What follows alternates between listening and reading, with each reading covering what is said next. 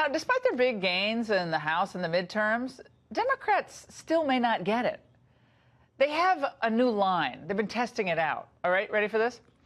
They're now the smartest people in the room who have all the answers, even if you're too stupid to understand it. One of the things that we Democrats have a really hard time is connecting to people's hearts instead of here. We're really good at shoving out all the information that touch people here but not here. We Democrats know so much that is true, and we have to kind of tell everybody how smart we are, and so we have a tendency to be very left-brain. Now, lest you think this is some isolated idea, all right, that we're just so smart we have trouble connecting with you. It's actually something that's shared fairly widely, and two of the latest forebearers, by the way, of the Democratic Party. Do you really think Donald Trump has the temperament to be commander-in-chief? Imagine him in the Oval Office facing a real crisis. He just says, well, I'm going to negotiate a better deal. What magic wand do you have? And usually the answer is he doesn't have an answer. This office has a way of waking you up. His positions or predispositions that don't match up with reality, he will find shaken up pretty quick. Okay. The obvious implication being that Donald Trump and those Americans who voted for him are just a bunch of dumb rubes. Now, let's face it. When Trump won in 2016, look, you can see Obama there, still shell-shocked back in November 2016.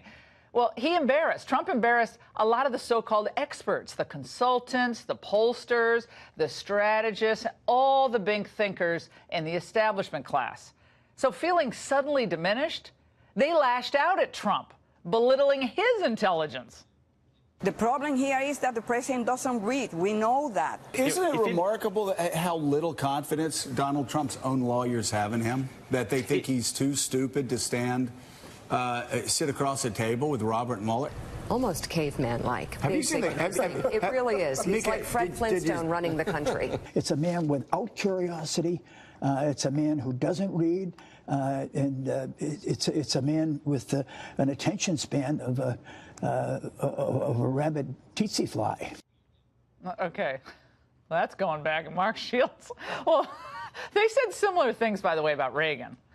Until he died, of course, and then they all pretended that they never said any of the mean stuff they said about him for his 2 terms in office.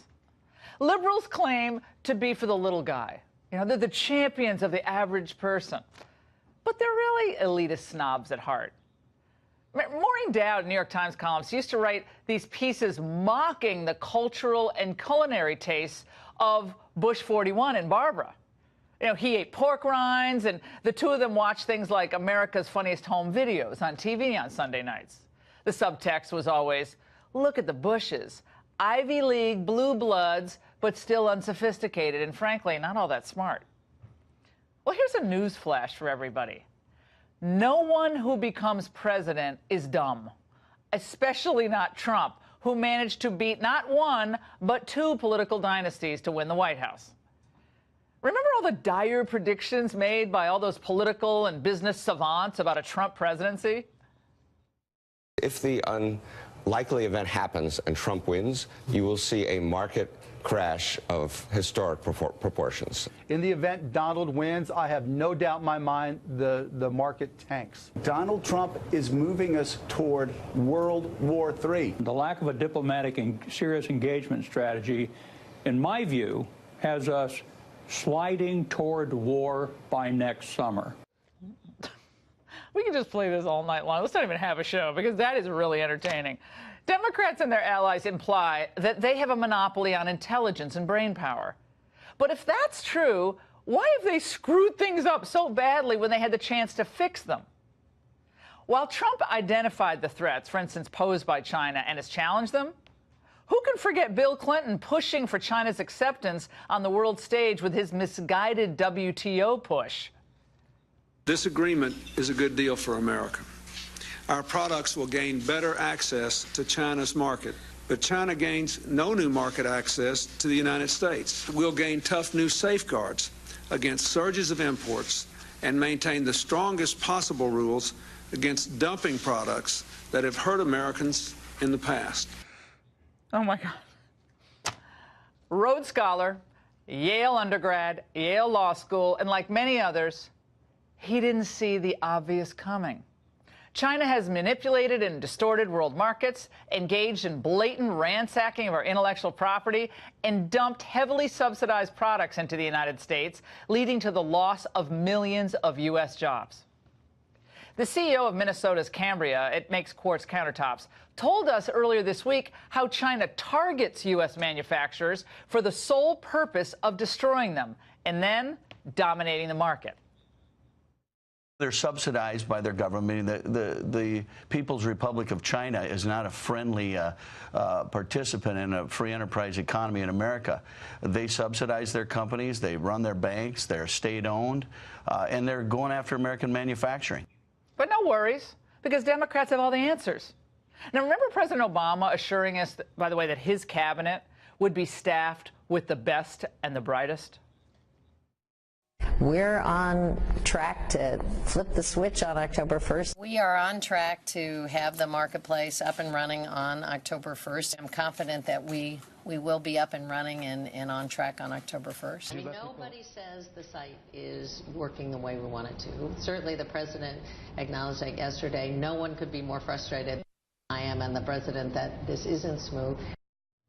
All right, $120 million or so, right, to get that website? Was it more?